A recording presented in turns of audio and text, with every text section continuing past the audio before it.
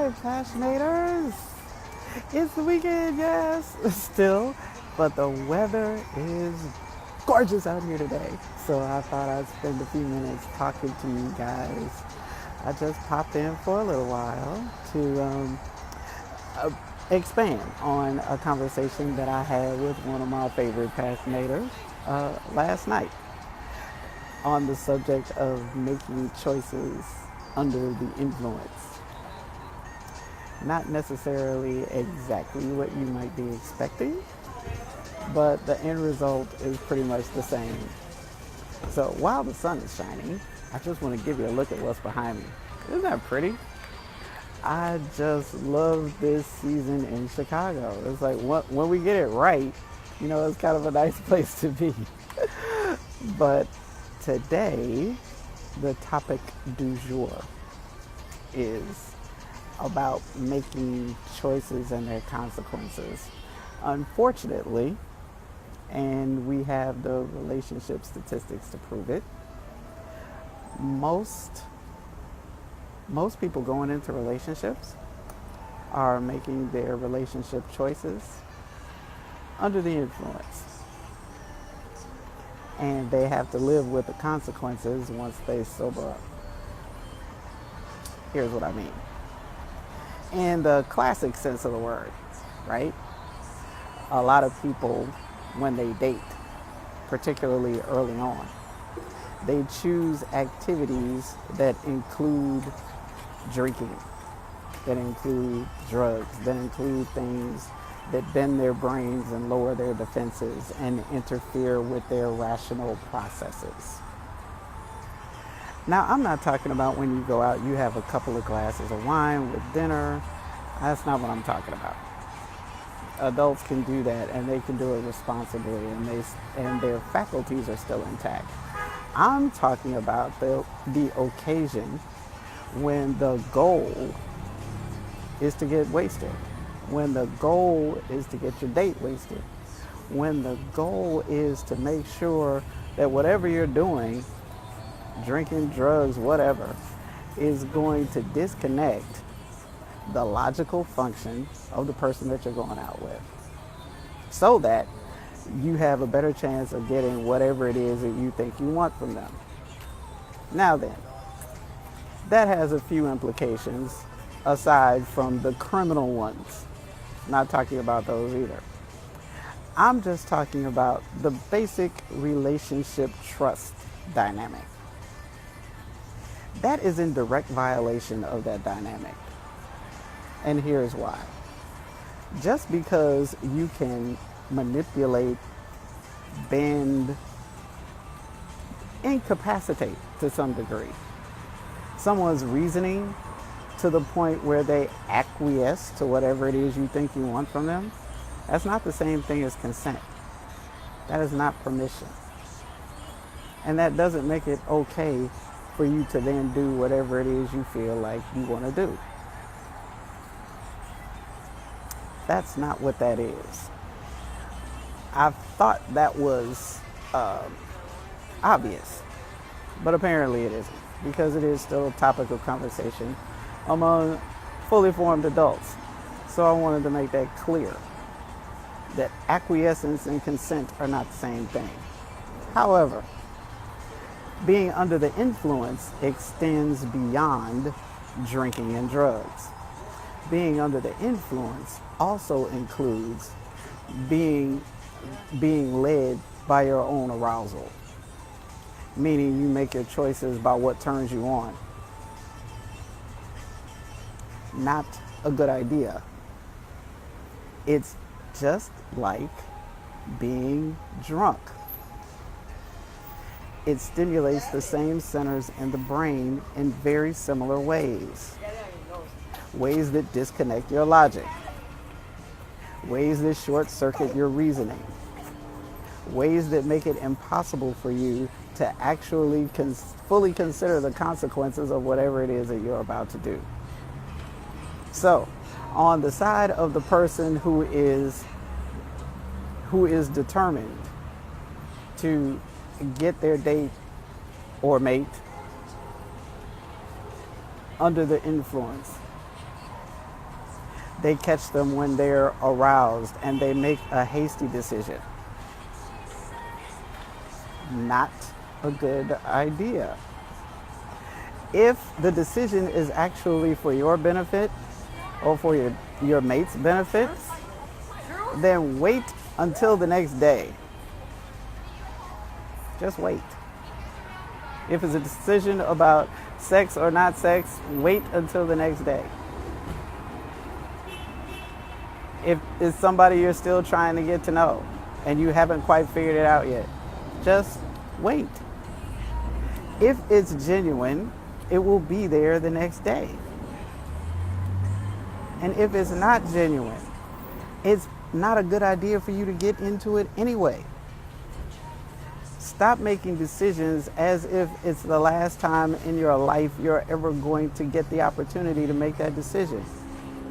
Just because it feels good to you in the moment doesn't mean that it will continue to feel good after that dopamine bath your brain is taking wears off.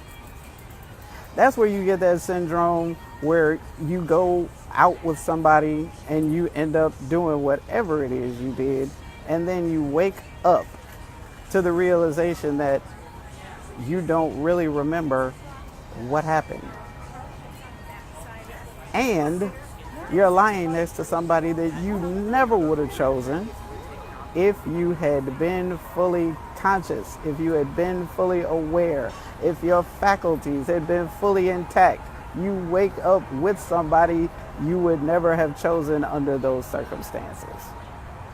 Now then, for somebody who actually feels like it's necessary to do things like this in order to get what they want from somebody that they claim to be interested in, it says only one thing: that you have a major problem. You have a major weakness. There is a disconnect in how you reason about the function of people in your life. Because the truth is, if somebody really wants to be with you, you don't have to manipulate them into it. You don't. You don't have to do that. If they actually want to be with you, they will be. Sober. They will be, without the threat of you not being there anymore, if they don't agree to whatever it is that you want them to do. They'll choose you. You won't have to manipulate them. And isn't that the point of being in a relationship in the first place? Is to be with someone who would choose you freely, completely, and repeatedly. When you get caught up in manipulating, just because you can get somebody to succumb to whatever manipulation you put out there, doesn't point out a weakness in them. It points out a problem in you. Something to think about. If you really have to manipulate somebody to sleep with you, to be with you, to give to you, to share with you, to spend time with you, are they really spending time with you, being with you, giving to you, sharing with you? Or is it something that you fabricated? Is it something that you created? Is it something that you coerced by manipulating the situation and the circumstances to get you the outcome that you thought you wanted? Relationships are not the place for that. Relationships are not about getting what you want. They're about being who you are. And when you approach them that way, when you just show up honestly, then it gives you the opportunity to discover people as they actually are. And you can enjoy them however that's possible. Sometimes you can enjoy them up close, and sometimes you just have to do it from far away. Or sometimes not at all. And any of those options is okay. But you have to let go of the outcome. You have to let go of the death grip that you have on what you think you want. Once you let go of the outcome, it actually frees you to be able to share what it is and who it is that you actually are. Then you don't have to get caught up in the representative that you sent out in the first place to make them like you. You don't have to get caught up in maintaining all that. You can't do it anyway. Let's start there. That's never going to happen. So it's always to your advantage to be authentic from the beginning. And you can't be authentic if you're hanging on to a specific outcome. I have to get her to do this. I want him to do that. What can I do to make them fill in the blank? I get those questions all the time. How do I make him? How do I get her to? And there is no right answer for any of that. You have to let go of the outcome. People are going to be who they are whether you let go of the outcome or not. Let go of the outcome, let people be who they are, and then you make an adult decision about whether or not that's something that you want to include in your life in an up close and personal fashion. That's how you do that. Bees. That's how you do that. That's what being an adult in a relationship is about. It's about learning who you are through the perspective of another person. So you get to see yourself in a way that you would never see yourself without them. That's the blessing of being in relationships with people. They give you a mirror to yourself of yourself that you would never get from anyone else. And there are lessons in all of them. In all of them. There's important information about you, from you, for you, that is required. You need to know those things. And that's the best way to get the information to you. So just learn the lesson and let go of the outcome. It's like whatever it is that you think you want isn't that important. At least not to anybody except you. And that's another video. But the fact is, the best relationships happen when you show up who you already are and you don't have an outcome. You don't have a specific outcome in mind. And what you find out during the course of the relationship is that ultimately you both want the same thing. You have the same values. You share the same things are important to you. You get into the relationship for the same reasons. That's where the best relationships happen. Where you just find out in the course of getting to know someone that they share a lot of the same priorities that you do. And that when you're together, you can do it in a way that neither of you could do alone. And you like it like that. You like your life better with them than you do without them. Not because you manipulated the outcome, but because you met somebody who's actually compatible with you.